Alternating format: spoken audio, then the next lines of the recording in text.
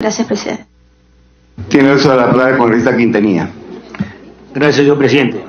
Señor presidente, si uno hace memoria, salvo que me equivoque, la devolución de la contribución a Fonavi fue aprobado mediante referéndum. Y hicieron que los fonavistas reunieran una buena cantidad de firmas. Pero estamos aquí pagándole de a poco.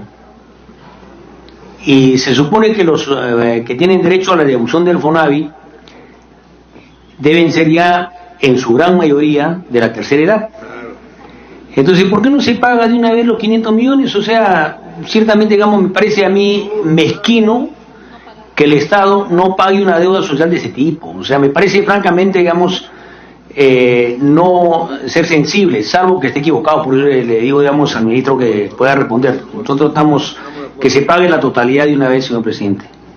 La idea, señores congresistas, es que esta deuda que se debe a los fonavistas, máximo se pague en el 2019 al 2020, al 31 de diciembre. Por eso es que se está pidiendo, digamos, la modificatoria de la redacción de este artículo, con la finalidad que para que cuando se vaya al pleno, o con cargo de redacción ahora, se contemple, digamos, prioridades como la estableció la congresista Marisol Espinosa, y también todos los fallecidos, o sea, no a todos se le va a pagar. La idea es que en estos 2 años, porque no se puede pagar en un año, es imposible, digamos, porque no hay los fondos del Estado suficientes. O sea, en 2 años se está pagando máximo al 2020, digamos, al 100% por orden de prioridades, y se puede con cargo de redacción, ¿no? Sí, congresista Arauz. Sí, no es solo un tema de fondeo, ¿eh? No es el problema solo el fondeo. El problema real viene por la identificación y los pagos que hay que hacerle a las personas, porque hay que hacer ese cálculo. Entonces, sí se sabe el monto total, pero hay que hacer esa identificación. Por eso el tema de la calendarización, como se ha dicho acá, la priorización de las personas, de acuerdo a ciertos criterios que el MES puede trabajar, yo creo que se puede hacer si lo ponemos con la redacción adecuada. No es que se va a dejar de pagar, pero es pagarlo en un plazo, pero ya nosotros mismos desde acá, desde la ley de presupuesto, le ponemos el plazo al máximo hasta el 2020, pues digamos, para que podamos hacer la aseguranza de que se haga ese pago, ¿no? La redacción. Congresista Beteta, la sometida a votación. Sí, presidente, efectivamente yo creo que esto ya viene de años arrastrando, y finalmente nos está costando más a todos los peruanos, porque finalmente los afectados tampoco pueden ser perjudicados, ¿no? Ya con el tiempo que vienen en espera es más que suficiente. Yo propondría, la verdad, que podemos entender que quizás el gobierno nos dice puede ser en 2 años, pero creo haciendo los mejores esfuerzos, ¿por qué no se puede planificar a 1 año? Ya que podemos, así como nos endeudamos para otras obligaciones, qué mejor que podría ser para ellos, ¿no? Y con eso terminar esta deuda, que muchos ya han fallecido. Asimismo, creo es necesario, sí vamos a tener que ser puntuales en la norma, porque se han dado circunstancias que en el Congreso hemos aprobado la priorización. Se señala, por ejemplo, en el pago de las deudas sociales que se tienen a otros trabajadores. Y cuando llega la hora, los gobiernos regionales hacen lo que ellos le ven en gana. Y según ellos se justifican y dicen, no, nosotros hemos presentado y el MEF es el que ha priorizado. Cuando a ciencia cierta no es que el MEF haya priorizado, sino que ellos aprueban de acuerdo a lo solicitado por los gobiernos regionales. Pero ellos se lavan la mano y dicen, no, es que el MEF nos ha planteado eso. Entonces creo, para evitarnos estas injusticias, porque conozco de cerca, y yo sé que todos los colegas congresistas, a muchas personas que han fallecido a espera de que se dé cumplimiento. Entonces, por ello creo siempre tiene que haber una orden de necesidades y prelación. Los adultos mayores, aquellos que padecen de alguna enfermedad, no solamente el cáncer, la diabetes también es otra de las enfermedades que acaban con la vida de muchos de los peruanos, ¿no? Entonces creo yo es necesario que se tenga que hacer en la orden de prelación, y también tener un calendario y ellos sepan hasta cualquier tiempo el Estado tiene el compromiso de asumir con ellos el pago de esta deuda, porque si lo dejamos abierto simplemente cada año vamos a seguir con la misma discusión. Por ello, presidente, es importante que tenemos que dos acuerdos. Primero, la calendarización, y el segundo, la orden de prelación, que es necesario y urgente. Gracias, presidente. Para conocimiento, hay una comisión que viene trabajando ya hace regular tiempo. Se ha cumplido casi con todas las listas que han salido, que salen en forma mensual prácticamente. Todavía hay personas que también, yo creo que el Ministerio de Economía y Finanzas ha considerado el universo de lo que tiene la data, pero también hay que tener en cuenta que todavía hay muchos que no han presentado las solicitudes.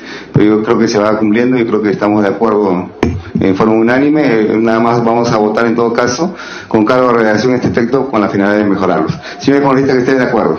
Gracias. Señor economista, que esté de acuerdo con este artículo, señor, se levanta la mano. Señor economista, que esté en contra. En contra, nadie. Abstenciones. Aprobada de forma unánime con cargo de redacción. Pasamos al siguiente artículo. Artículo 17. Implementación de lo dispuesto en el artículo 6 de la Ley 29.231. También ha sido consensuado este artículo con la información que remitió el Banco de Materiales. 17.1. Dispónese que el monto del capital a que se refiere el artículo 6 de la Ley 29.23.1, Ley de Saneamiento Financiero de Prestatarios del Banco de Materiales del Perú, sea registrado y pagado por la Dirección General del Tesoro Público, para cuyo efecto suscribe las respectivas actas de conciliación con el Banco de Materiales SAC en liquidación, así como un convenio en el cual se establecen las condiciones, plazos y demás disposiciones pertinentes, y es aprobado por resolución del Ministerial del Ministerio de Economía y Finanzas. 17.2.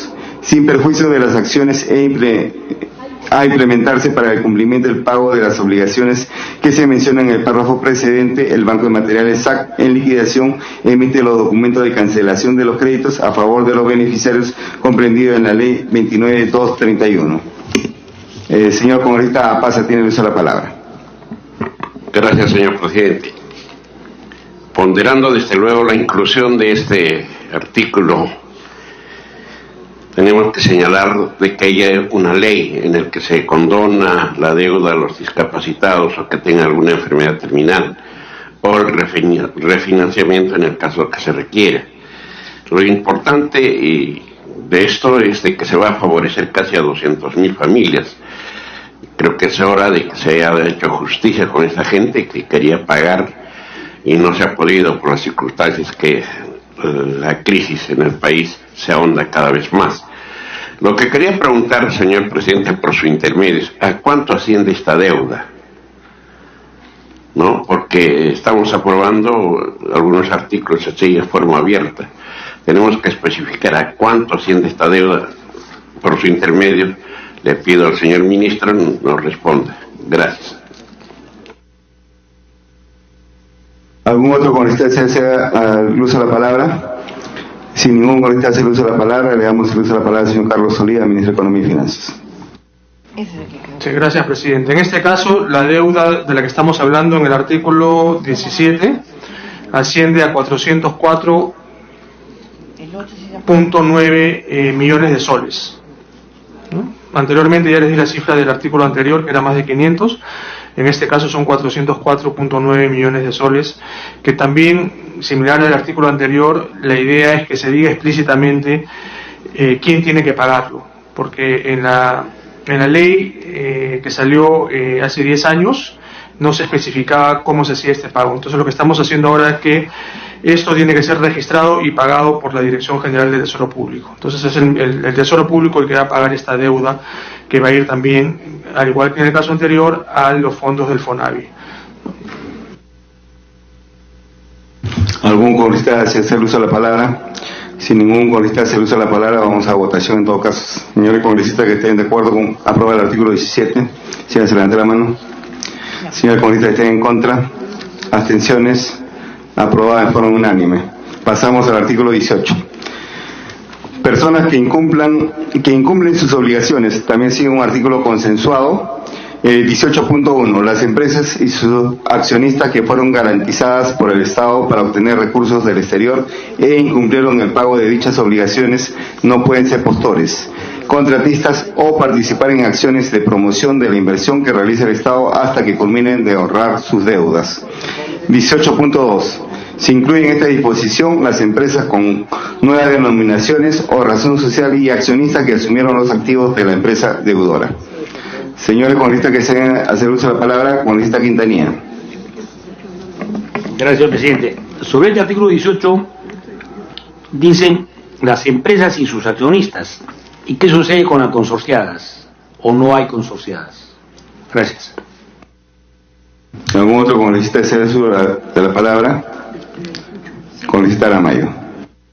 Si bien es cierto, se sanciona de alguna manera a las empresas, presidente, no hay ninguna sanción para los accionistas, porque se dice que las empresas estarán al margen y no podrán contratar con el Estado. Y se sabe que no hay empresas, así como no hay empresas corruptas, no hay empresas irresponsables, sino son los accionistas y los funcionarios. En esa lógica, ¿cuál es la sanción que se establece para los que toman las decisiones? ¿Algún otro congresista desea hacer uso de la palabra? Si ningún congresista hace uso de la palabra, le damos el uso de la palabra al señor ministro Carlos Oliva, ministro de Economía y Finanzas. Hay 10 accionistas. También, y sus accionistas también, ahí dice, 18-1. Sí, gracias, presidente. Aquí efectivamente, como aclaran, los que están sancionados son tanto las empresas como los accionistas. Aquí tenemos, yo creo que eso también está en el predictamen, estamos hablando de 3 empresas. Certemar, que tiene una deuda pendiente de más de 11,7 millones de dólares. Certemar con S. Radio Continental, que tiene una deuda por más de 655.000 dólares. Y Pantel, que tiene una deuda por más de 78.000 millones de soles en este caso. Entonces, tanto estas 3 empresas como los accionistas de estas 3 empresas estaríamos prohibiendo que puedan ser postores, contratistas o participar en acciones de promoción de la inversión que realice el Estado hasta el momento que paguen su deuda. Teniendo en cuenta que está dentro especificado en la página 33 y 34 del dictamen. Tiene uso de la palabra el congresista Quintanilla. No, brevemente, le pregunté si había consorciados o no hay. Si no hay, no hay problema. Son 3 que marcan. No, son 3 empresas las que están dentro del dictamen, o sea, no hay ninguna empresa consorciada. En todo caso, vamos a votación. Señores congresistas que estén de acuerdo, se levantar la mano con aprobar el artículo 18. Congresista Vergara tiene una duda. Gracias, presidente. Sí. En este artículo que está viendo que son 3 empresas, ¿estas no recaen en las empresas, algunas empresas constructoras que haya que tengan algún tema de deuda con el Estado, tanto deuda civil como llámese Odebrecht? ¿No les aplica esto? Quisiera que nos explique eso el ministro. ¿Algún otro congresista que desee hacer uso de la palabra para después no volver? Ya, si no hay ningún otro congresista que quiera hacer uso de la palabra, tiene uso de la palabra el señor ministro para que explique las interrogantes.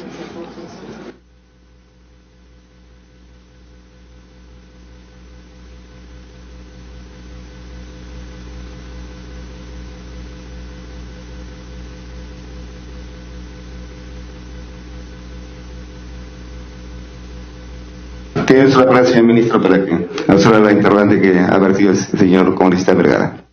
Sí, en este caso son estas 3 empresas que acabo de mencionar, cuyas deudas provienen de préstamos que las empresas privadas obtuvieron con acreedores externos para financiar sus proyectos de inversión, los cuales tenían la garantía del Estado peruano o de COFIDE, ¿no? En el fondo del Estado peruano, y fueron asumidas e incluidas en los convenios de refinanciación o reprogramación que la República del Perú celebró con tales acreedores externos en el marco de la minuta suscrita en 1991 con los países acreedores del Club de París. Entonces son deudas, casi todas estas son deudas bastante antiguas. Los montos actualizados al 2018 son los que les di hace un rato.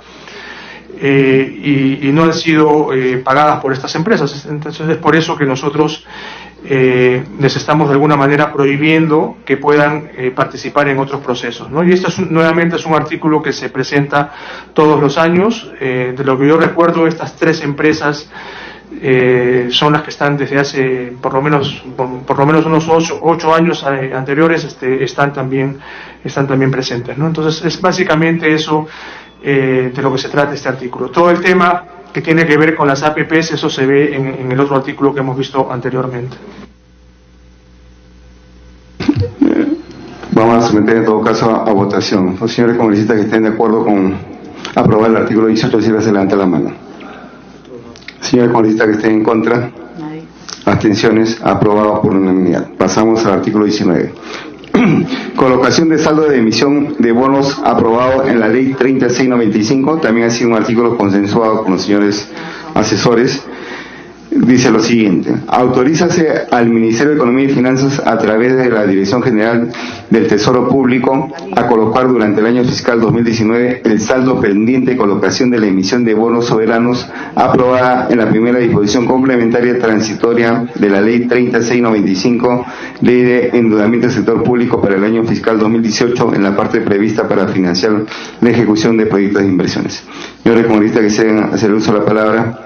Ningún congresista hace uso de la palabra, sometemos a votación. Señores congresistas que estén de acuerdo en aprobar el artículo 19, se levanta la mano.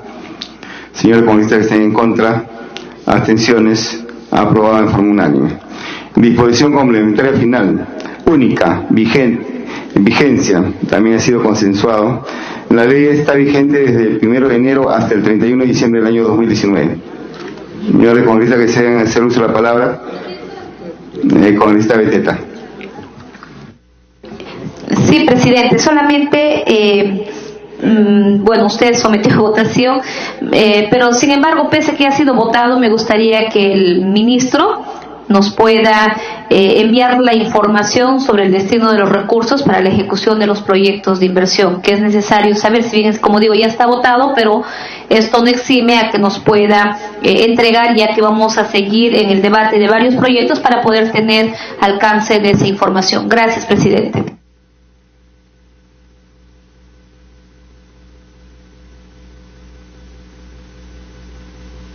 No creo que haya ningún inconveniente, señor ministro, que envíe la información correspondiente por escrito. No hay, y también de repente alguna duda, señor ministro, de lo que se ha vertido el día de hoy, alguna información que tenga adicional sobre el punto que se ha aprobado, también le rogaré que nos haga llegar para mayor conocimiento de los señores congresistas. Vamos a someter a votación entonces la única vigencia de la disposición complementaria final. Los señores congresistas que estén de acuerdo, se levanten la mano. Señores congresistas que estén en contra, abstenciones, votado en forma unánime. ¿Alguien más falta? Yo tengo que incluir algunas cosas, ¿no? Todavía falta. Eso no. No, pues sí. Queda, con esto terminamos la... Pero yo quiero incluir 2 artículos. No, ha quedado pendiente 2 artículos que quiero incluir. No, tú dijiste que claro, de esto terminamos ya ahorita con la ley, quedando pendiente solamente el artículo 6º, que ha sido retirado, que no se va a ver acá, y con lo cual se va a modificar todo el articulado, va a correr, pues a la hora que se haga en el dictamen final, y el artículo 4º, que queda pendiente para someter la votación nuevamente en la tarde, porque ganó la abstención, 8 votos, o sea, no hubo acuerdo, por lo tanto hay que meterlo solamente a votación. ¿No? ¿O hay algún otro artículo que a ver, artículos adicionales que desean incorporar? En todo caso le damos el uso de la palabra primeramente a la congresista Arauz, posteriormente a la congresista Espinosa. Sí, tengo 2 artículos, presidente, que quisiéramos incluir. Hay un primer artículo que está referido a la creación de la Oficina General de Inversión y Proyectos en el MEF. El decreto legislativo 25.535 creó en el MEF el programa de Unidad de Coordinación de Préstamos Sectoriales y se ha modificado su denominación mediante la 4ª disposición complementaria modificatoria de la Ley 30.520 por el de Unidad de Coordinación de Cooperación Técnica y Financiera, UCCTF, y cuyo fin era monitorear el cumplimiento de los compromisos asumidos en los programas de reforma vinculados a los préstamos de apoyo al avance de pagos y administrar cooperaciones técnicas reembolsables y no reembolsables asociadas a dichos préstamos y ejecutar proyectos de inversión financiados por operaciones de endeudamiento. Lo que se quiere hacer es realmente tener una oficina de gestión de proyectos que constituya una estructura de gestión estandarizada para todos los procesos de gobierno relacionados con el proyecto y facilitar compartir recursos, metodologías, herramientas técnicas, por lo que se requiere la creación de una oficina con similares características denominada Oficina General de Inversión de inversiones y proyectos, o sea, es reestructurar lo que existía y convertirlo en una oficina que maneje todo de una manera mucho más homogénea. Eso permitiría a esta oficina, como órgano de apoyo en el pliego del MEC, bajo estándares de oficina de gestión de proyectos y en el marco del Sistema Nacional de Programación Multianual y Gestión de Inversiones, centralizar, formular y aprobar los estudios de preinversión, eso que no estaba vigente hoy día. Tener también la posibilidad, generar que tengamos para las demás inversiones que les sean encargados, así como para elaborar los expedientes técnicos, documentos equivalentes respectivos y conducir la ejecución de dichas intervenciones en coordinación con los órganos competentes. En ese sentido se plantea lo siguiente, esta fórmula legal, para poderlo hacer, hacerla ya como Oficina General de Inversiones y Proyectos dentro de los 90 días hábiles de la vigencia de la referida norma, ¿no? ¿Qué sería la fórmula legal? Creación de la Oficina General de Inversiones y Proyectos del Ministerio de Economía y Finanzas.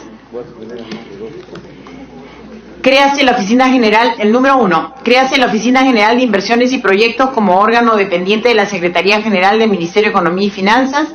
Dicha oficina se constituye como unidad ejecutora y se encuentra a cargo de la gestión de las inversiones y proyectos de dicho pliego.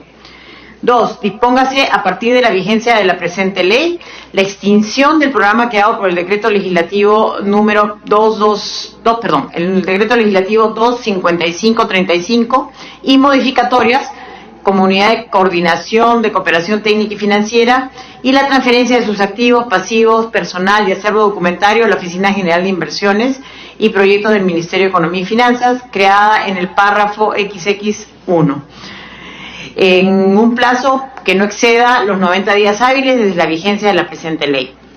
Para efectos de la implementación de lo antes indicado, el Ministerio de Economía y Finanzas queda facultado a modificar sus documentos de gestión a fin de adecuarlos a lo dispuesto en la presente disposición mediante resolución ministerial, quedando exceptuado de las normas legales y reglamentarias que se opongan o limiten su aplicación.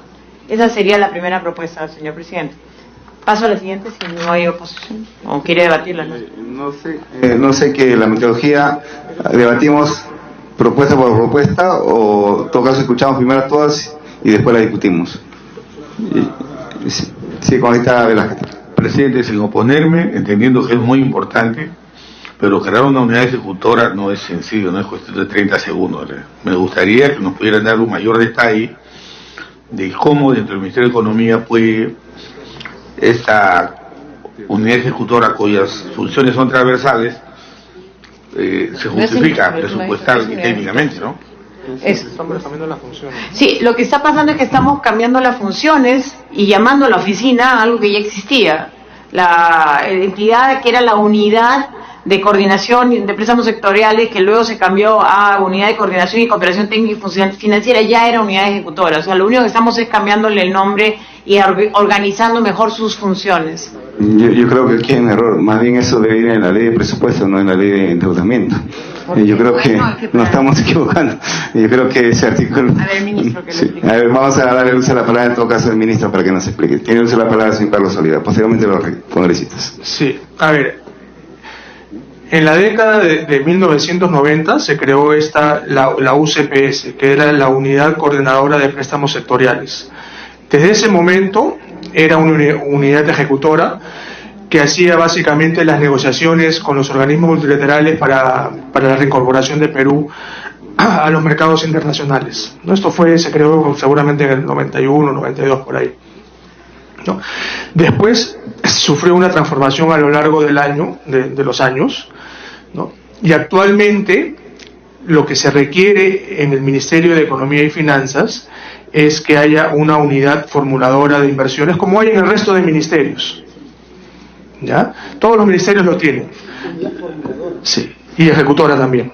Entonces, lo que se está, el tema por el cual se pone acá en discusión es porque esta en particular fue creada con una ley, ¿no? Si quisiéramos crear esa unidad en otro ministerio, se hace con un decreto supremo y no pasa nada. Sin embargo, en este caso particular, esta se creó como una ley, y cuando se transformó en el año, hace 4 o 5 años, también se hizo con una ley. Es por eso que estamos requiriendo que esta vez, nuevamente con una ley, podamos cambiarle simplemente las funciones que tiene, ¿no? Entonces acá, en realidad, en la ejecución de los proyectos que tiene el Ministerio de Economía y Finanzas no es muy funcional en estos momentos. Entonces requerimos de que todas estas funciones y que todos los proyectos que tiene el Ministerio de Economía y Finanzas se puedan ver a través de una sola oficina. Entonces no estamos creando una nueva unidad ejecutora, simplemente estamos cambiando una unidad ejecutora por otra con unas funciones particulares, ¿no? El MEF tiene, por ejemplo, que hacer el proyecto del CIAF 2. En el marco del sistema de abastecimientos vamos a tener que reformular el SIGA, que es otro proyecto, ¿no? El Sistema Integrado de Gestión Administrativa. Entonces la idea es que todos estos proyectos que tienen que ver con los sistemas administrativos sean manejados por una sola unidad, que sería el nombre que está ahí mencionado, ¿no? Entonces es simplemente eso, ¿no? No estamos creando una nueva unidad, sino simplemente le estamos cambiando las funciones para poder hacer mucho más eficiente el trabajo y que sea un solo equipo el que vea todos los proyectos, y no como ahora sucede que tenemos varios equipos viendo distintos proyectos. Tiene la palabra con esta Quintanilla. Gracias, señor presidente. Señor presidente, sin decir si estamos o no de acuerdo con la creación de esta Oficina General de Inversiones y Proyectos de Inversión, de MEF, etcétera, ¿qué tiene que ver con la ley de endeudamiento? Si se va a modificar la estructura del Ministerio de Economía y Finanzas, que sea un proyecto de ley que modifique la estructura, su ley orgánica, etcétera, o no me queda claro, ¿no? O sea, digamos, se va a crear una unidad ejecutora en la ley de endeudamiento, ni siquiera en la ley de presupuesto. Me parece que merecemos una explicación sobre eso, señor presidente. Gracias. Con una ley específica, claro. Con esta Aramea, ¿quiere hacer uso de la palabra? Le damos el uso de la palabra al señor Carlos Oliva, ministro de Economía y Finanzas. Sí, lo que sucede es que las funciones que tiene esta unidad que está ahora en el MEF tienen que ver con el endeudamiento, ¿no? Cuando hay estos préstamos sectoriales de apoyo a la balanza de pago, etcétera, es esta la unidad ejecutora que gestiona este endeudamiento. Es por eso que nosotros hemos visto, creeríamos que es lo apropiado discutirlo en la ley de endeudamiento. O sea, es simplemente eso, ¿no? Porque las funciones de esa unidad es el manejo de los préstamos sectoriales de la deuda externa. Entonces es por eso que está en este caso, ¿no? Vamos a ver sobre la palabra con esta Aramea. Gracias, presidente. En el tema de el desarrollo de las políticas públicas, y cuando tiene que ver una entidad con determinadas competencias, tiene que ver con su funcionamiento, su organización, y eso no tiene que ver finalmente con la ley de endeudamiento. El pedido que ha formulado la congresista Arauz es impertinente a la norma que estamos revisando.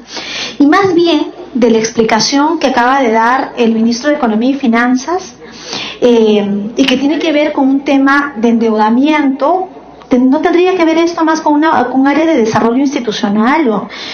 Yo sugeriría que se nos alcance una norma en la que diga cuál era esta oficina primigenia, por qué se quiere cambiar, cómo afecta los instrumentos de gestión del MEF, porque yo creo que hay muchos temas que vienen de manera transversal y que creo que con un artículo es absolutamente insuficiente.